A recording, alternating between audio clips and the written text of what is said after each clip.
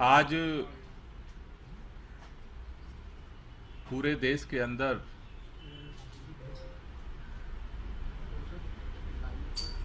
मोदी हटाओ देश बचाओ का पोस्टर अभियान आम आदमी पार्टी चला रही है।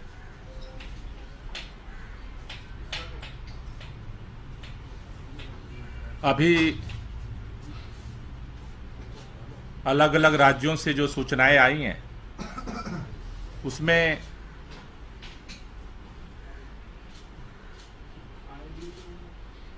बाईस राज्यों में अलग अलग भाषाओं में ये पोस्टर पूरे देश भर में लगाए जा रहे हैं, जिसमें हिंदी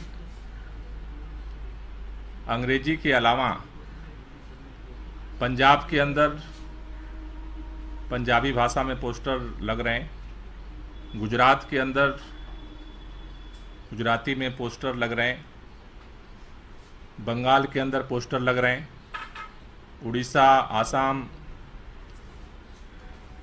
तेलंगाना, आंध्रा, तमिलनाडु, केरला, कर्नाटका, गोवा, महाराष्ट्र सहित हिंदी भाषी सभी राज्यों में, राजस्थान, मध्य प्रदेश, छत्तीसगढ़, बिहार, उत्तर प्रदेश, हिमाचल, उत्तराखंड में ये पोस्टर लगाए जा रहे हैं। जैसा आप सब जानते हैं कि दिल्ली के अंदर 23 मार्च को शहीद आजम भगत सिंह, राजगुरु सुखदेव के बलिदान दिवस पर आम आदमी पार्टी ने जंतर मंतर पे सभा करके और देश भर में मोदी हटाओ देश बचाओ पोस्टर अभियान की घोषणा की थी। इस अभियान के माध्यम से, इस पोस्टर के माध्यम से आम आदमी पार्टी देश के अंदर जो किसानों से प्रधानमंत्री जी ने वादा किया और जिस तरह से धोखा दिया गया, उनके अंदर जिस तरह से नाउम्मीदी पैदा हुई है, देश के मजदूरों के जिस तरह से अधिकार और हक को, कानूनों को खत्म करके छीन लिया गया, देश के छात्रों को जिस तरह से सभी यूनिवर्सिटियों में दमन किया गया, देश के नौजवान जिस तरह से बेरोजगारी की हालत में दर दर भटक रहे हैं, महिलाएं महंगाई की मार को झेल रही हैं, ऐसी स्थिति में देश के प्रधानमंत्री माननीय नरेंद्र मोदी जी इन समस्याओं के समाधान निकालने की जगह देश के शिक्षा और स्वास्थ्य की व्यवस्था को ठीक करने की जगह पूरी ताकत के साथ, ऐसे लगता है जैसे माननीय प्रधानमंत्री जी ने जिद पकड़ ली हो कि हमें इस देश के लोकतांत्रिक व्यवस्था को खत्म करना है। देश की लोकतांत्रिक व्यवस्था आजादी के बाद जो मिली, उसकी बुनियाद है भारत का संविधान, और भारत के संविधान के सहयोगी के रूप में उसके जो मूल आधार हैं, उसमें है भारत की संसद, भारत की विधानसभाएं, भारत की चुनाव प्रणाली। और भारतीय संसद, भारतीय चुनाव प्रणाली का मूल आधार है जो लोकतांत्रिक व्यवस्था है कि उसमें सत्ता पक्ष होता है और विपक्ष होता है। सत्ता पक्ष और विपक्ष के बगैर भारतीय लोकतंत्र की परिकल्पना नहीं की जा सकती। लेकिन जिस तरह से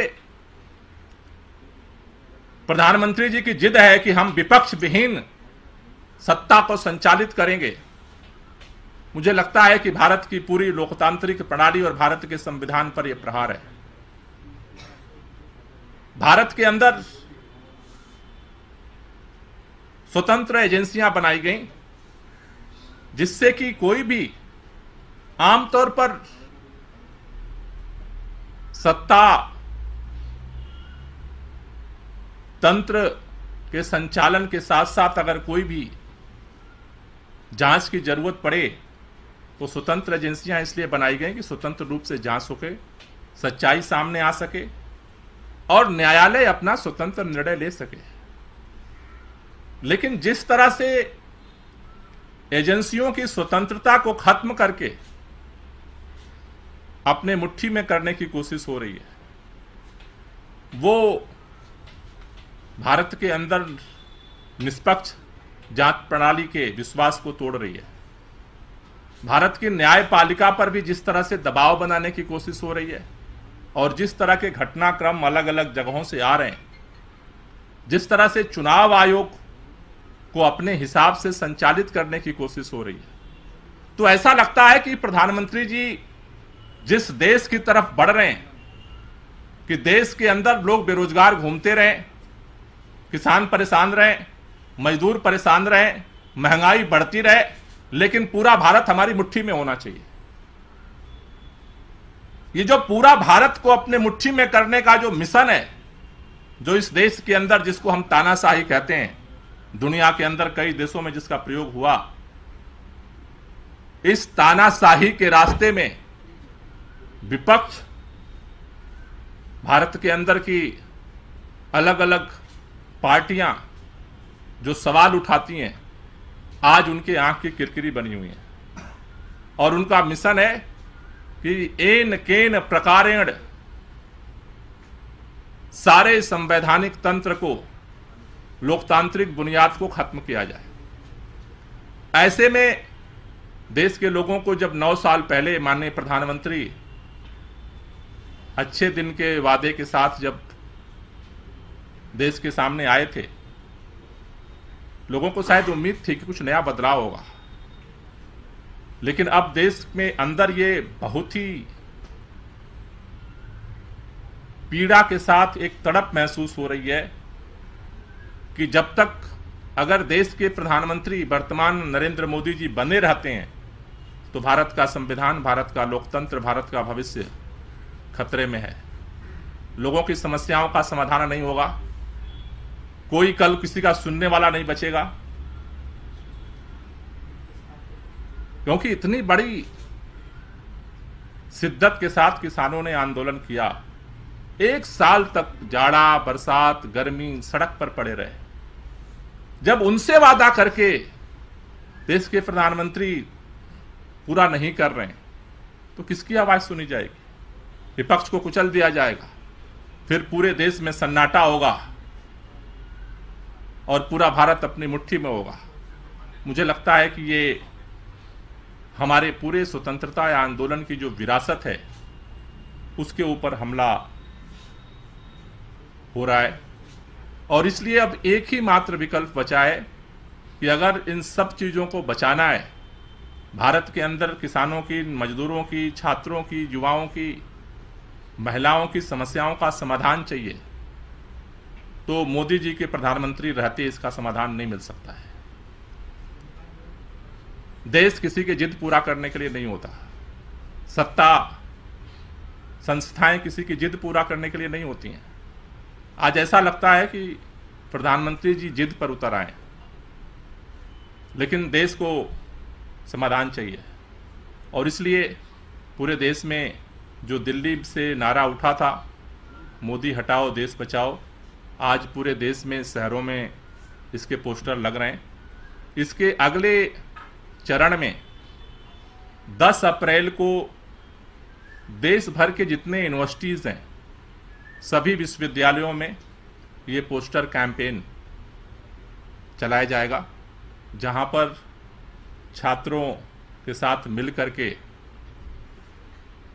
देश भर के अलग अलग राज्यों में जो प्रमुख विश्वविद्यालय हैं वहां पर मोदी हटाओ और देश बचाओ के 10 अप्रैल को पोस्टर चस्पा किए जाएंगे। Thank you. कोई क्वेश्चन हो तो ले लो। इसके अलावा जो दिल्ली में आज दिखा है, प्रधानमंत्री की शिक्षा पे आप लोग सवाल खड़े कर रहे हैं कि प्रधानमंत्री को पढ़ा लिखा होना चाहिए, ये कैंपेन क्योंकि जिसका नारा अलग था, मोदी हटाओ देश बचाओ, उस पोस्टर की क्यों जरूरत पड़ी, वो क्यों लगा रहे हैं? नहीं, मेरे ख्याल से वो प्रधानमंत्री जी का तो उसमें कोई सवाल नहीं है। उसमें तो एक जनरल सवाल है कि भाई देश का प्रधानमंत्री कैसा होना चाहिए। नहीं तो ये सवाल कहाँ से उठा गया, देश के प्रधानमंत्री पढ़े लिखे नहीं है, ये आप कहना चाह रहे हैं, या ये पोस्टर क्यों लगाए जा रहे हैं, मतलब किस प्रधानमंत्री की बात कर रहे हैं आप? नहीं, सब कोई भी प्रधानमंत्री बने। नहीं तो प्रधानमंत्री सब देश में पढ़े लिखे तो आए हैं अभी तक। तो देश के प्रधानमंत्री कैसा होना चाहिए, कैसा होना चाहिए देश का प्रधानमंत्री?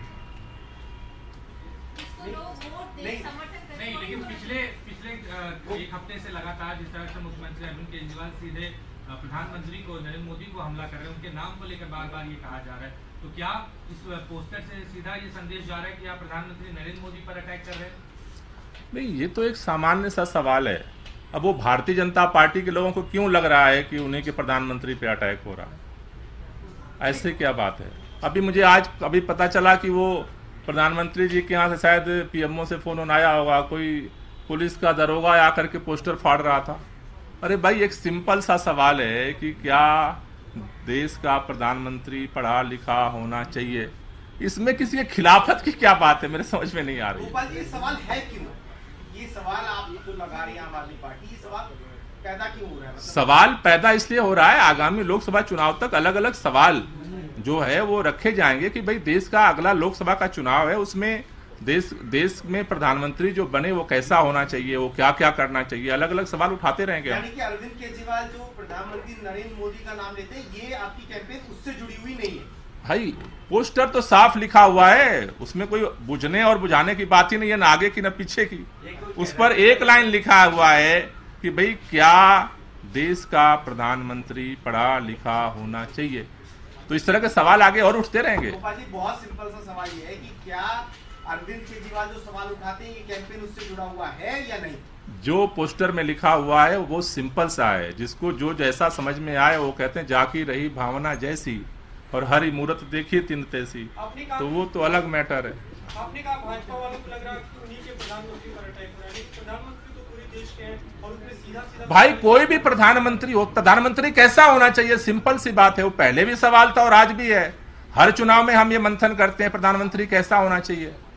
कोई रेफरेंडम करा रहे क्या? किस पे? जब कराएंगे तो बता देंगे।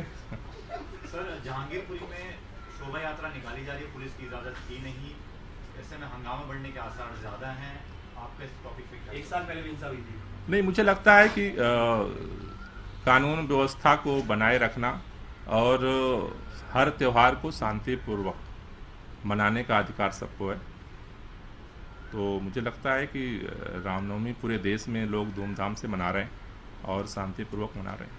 सर, लेकिन वहाँ पे ऐसी आशंका थी पुलिस को कि कुछ गड़बड़ हो सकता है, इसलिए उन्होंने रोक लगाई थी, लेकिन यात्रा निकाली जा रही है सड़कों पर। नहीं, मुझे लगता है कि दो चीज़ें हैं कि शांति व्यवस्था बनाए रखने की ज़रूरत है, सबकी जिम्मेदारी है। कानून व्यवस्था को बनाए रखने की जिम्मेदारी पुलिस की है। तो हमें, मेरी सबसे यही अपील है कि शांतिपूर्वक रामनवमी सभी लोग धूमधाम से मनाएं। गोपाल जी, आपको या आपकी पार्टी को न्यायपालिका के ऊपर कोई विश्वास नहीं है?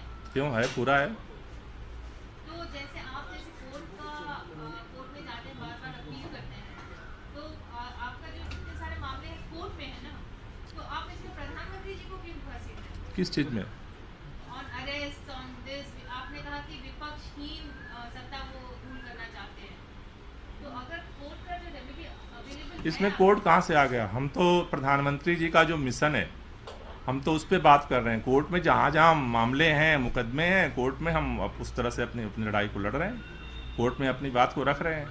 लेकिन आप इंटायर जो सिचुएशन है, आप एक बार उसको समझने की आप कोशिश करो। आज देश के सामने ये लग रहा है कि जिस तरह से कल प्रधानमंत्री जी ने अपना जो है कार्यालय में भाषण दे रहे थे, उन्होंने कहा कि भाई सारा विपक्ष उनका टारगेट है, सारे विपक्ष के लोग एक हो गए, हम सबके ऊपर कार्रवाई कर रहे हैं। तो जो परिस्थितियां दिख रही हैं, मैं उसकी चर्चा कर रहा हूं। और अब लोगों को ये बात लग रही है, कल तक बहुत सारे देश के लोगों को ये लगती थी, किसानों को ये बात लगती थी कि भाई प्रधानमंत्री जी से गुहार लगाए जाएगी तो उनका समाधान हो जाएगा। अब किसानों को नहीं लगता कि प्रधानमंत्री जी से गुहार लगाने से होगा समाधान। अब लोगों को लगता है कि भाई प्रधानमंत्री बदलना पड़ेगा तभी समाधान होगा। देश में प्रधानमंत्री बदलते रहे हैं, ऐसा बहुत सारे लोगों को लग रहा है कि बस ये आखिरी प्रधानमंत्री है, इसके बाद देश में कोई प्रधानमंत्री बनेगा ही नहीं।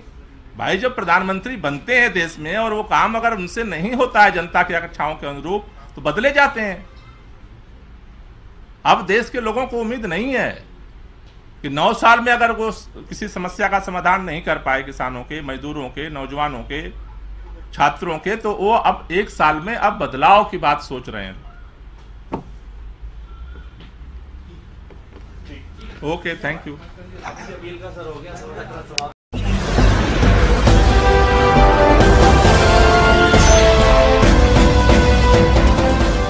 देख रहे हैं लाइव न्यूज 99, राष्ट्र सबसे पहले।